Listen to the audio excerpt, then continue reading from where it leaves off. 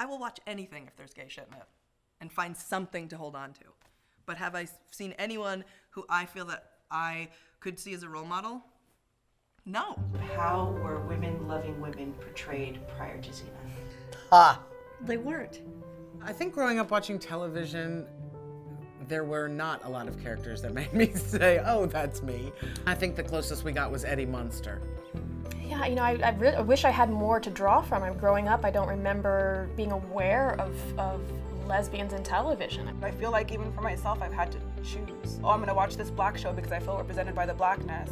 Now I have to go watch this trans show so I can feel represented by the transness. Oh, okay, look, that's genderqueer. Oh, lesbians. I'm still waiting. I'm waiting on my big one.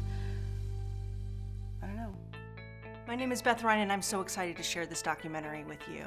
When I was growing up, it never occurred to me that I could ever have the life that I have now.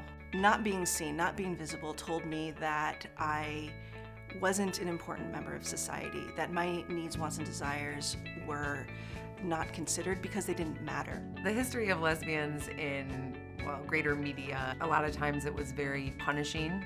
It was, yes, you can be queer, but this is not a good thing. This is not something you aspire to be. This is not something that you should want to be. What they would do is they would say, oh, we're gonna do a series about an empowered woman. Play them as bi, and then realize they actually like guys. So what they're doing is they're actually apologizing for their true selves by appealing to what men want to see. Any masculine lady is a predator, is a prisoner, is a gross person. Like, I'm not like that. I'm like an actual woman in my, you know what I mean? I was like pretty much certain that I wouldn't be able to live my life the way I wanted and that I needed to unless I was in prison. Just so you know, you are actually the second person today who has said they thought they had to go to prison. Really? Yes. That's crazy. I thought that So was you're just not me. alone. Yeah. That's what it's about, though.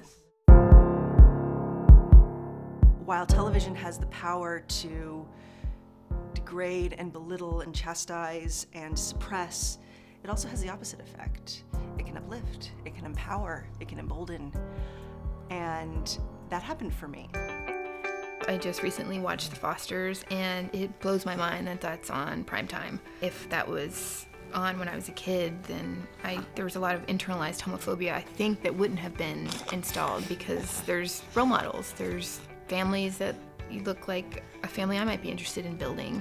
You know, I've had every kind of experience from a woman saying, you know, I finally was able to come out to my parents because of your show, and seeing the truth of that in her eyes. I'm reduced to tears in the aisle, you know, in the meat aisle at Trader Joe's. I feel like TV saved my life in a lot of ways.